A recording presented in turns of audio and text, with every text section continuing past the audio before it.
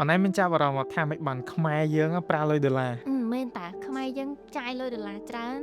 ចាំមើលរូបិយប័ណ្ណខ្មែរយើងរៀលឯងក៏ប៉ុន្តែនៅពេលដែលយើងនិយាយពីដីម៉ាការ៉េហ្មងនិយាយដុល្លារឡានមួយគ្រឿងហ្មងនិយាយដុល្លារផ្ទះអីគឺនិយាយគិតដុល្លារទាំងអស់ដោយសារតែ1975ដល់1979ណាគឺប្រទេសខ្មែរហ្នឹងគឺបាត់បង់លុយហ្មងណាមែននៅក្រោមសម័យខ្មែរក្រហមហ្នឹងណាគឺគេលុបបំបត្តិធនាគារលុបបំបត្តិការចាយរូបិយប័ណ្ណហ្មងណាអញ្ចឹងទៅមានន័យថាប្រទេសអត់មានលុយទេហើយបន្ទាប់ពីរបបហ្នឹងដួលរលំប្រជាជនខ្មែរយើងអត់មានលុយអញ្ចឹងនាំគ្នាប្រើវិធីផ្សេងដោះដូរដូចជាដោះដូរអង្គយោលដូចអាណៃមិនដែលលឺចាស់តាបងយាយបងធ្លាប់និយាយគឺគាត់មានស្រូវណា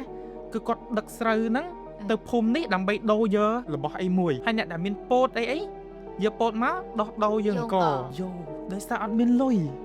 គឺបាត់លុយខ្ទេចហ្មងប្រទេសអត់មានលុយទេបន្ទាប់មកបានដល់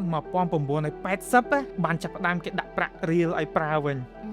ដល់ពេលប្រាក់រៀលចូលអត់មានគេទុកចិត្តទេអញ្ចឹងទៅខ្មែរឆ្លាតដឹងធ្វើម៉េចអត់យកលុយដុល្លារយកមកចាយអូខេឥឡូវយើងយកលុយរៀលយើងយកមកប្រើវិញក៏ប៉ុន្តែយើងអត់ទុកចិត្តលុយរៀលយើងទេវាដឹងថាបាត់បង់ពីណាទៀតទេអញ្ចឹងដោយសារយើងអាចយើងអង្គយកអីយកទៅដោះដូររបស់របរបានទៀតទេអញ្ចឹងទៅធនាគារជាតិហ្នឹងយកលុយដុល្លារយកមកប្រើហ្នឹងក៏ប៉ុន្តែនៅពេលដែលចូលដល់សម័យអ៊ុនតាក់គឺចាប់ផ្ដើមកាន់តែចាយលុយដុល្លារកាន់តែខ្លាំងអានេះបើឈ្មោះកាត់នេះ United Nation Transitional Authority in Cambodia នេះដល់ពេលគេហៅកាត់គេហៅថាអ៊ុនតាក់ពួកអ៊ុនតាក់ហ្នឹងគឺគេចូលមកបន្ទាប់ពីកិច្ចព្រមព្រៀងទីក្រុងប៉ារីសចប់1991ដល់ពេល1992ពួកអ៊ុនតាក់ហ្នឹងចាប់ផ្ដើមចូលមកអញ្ចឹងអង្គការសហប្រជាជាតិហ្នឹងគឺគេបញ្ជូនប៉ូលីសទាហានស៊ីវិលអីហ្នឹងរាប់ម៉ឺននាក់មកខ្មែរដើម្បីរៀបចំការបោះឆ្នោតសាជាថ្មីបុគ្គលិកអ៊ុនតាក់រាប់ម៉ឺននាក់អញ្ចឹងវាមិនត្រូវនៅផ្ទះជួលវាមិនត្រូវចាយអីហើយបើកប្រាក់ខែក៏ត្រូវបើកប្រាក់ខែជាលុយដុល្លារដែរដល់ពេលមកដល់ខ្មែរចុះពួកនេះចាយលុយដុល្លារអញ្ចឹងយកលុយដុល្លារមកចាយបណ្ដោយអញ្ចឹងវាយករាប់ម៉ឺនដុល្លារយកមកចូលក្នុងប្រទេសកម្ពុជាមានន័យថាពួកអ៊ុនតាក់ហ្នឹងវាមកវាមិនជួលផ្ទះនៅខ្មែរដល់ពេលជួលផ្ទះវាឲ្យលុយជាលុយដុល្លារអញ្ចឹងម្ចាស់ផ្ទះទទួលលុយដុល្លារហ្នឹង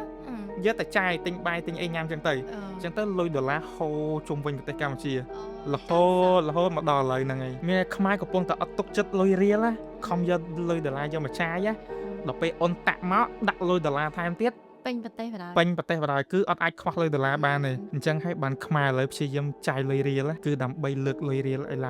ឡើងខ្ពស់វិញធ្វើម៉េចឲ្យប្រជាជនខ្មែរ17លានអ្នកជាងហ្នឹង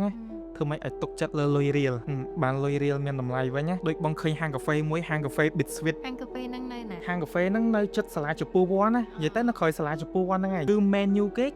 ដាក់ជាប្រាក់រៀលហ្មងមានថា drink នេះមួយកែវ6000រៀលមួយកែវ7000រៀលគឺម្ចាស់ហាងកាហ្វេហ្នឹង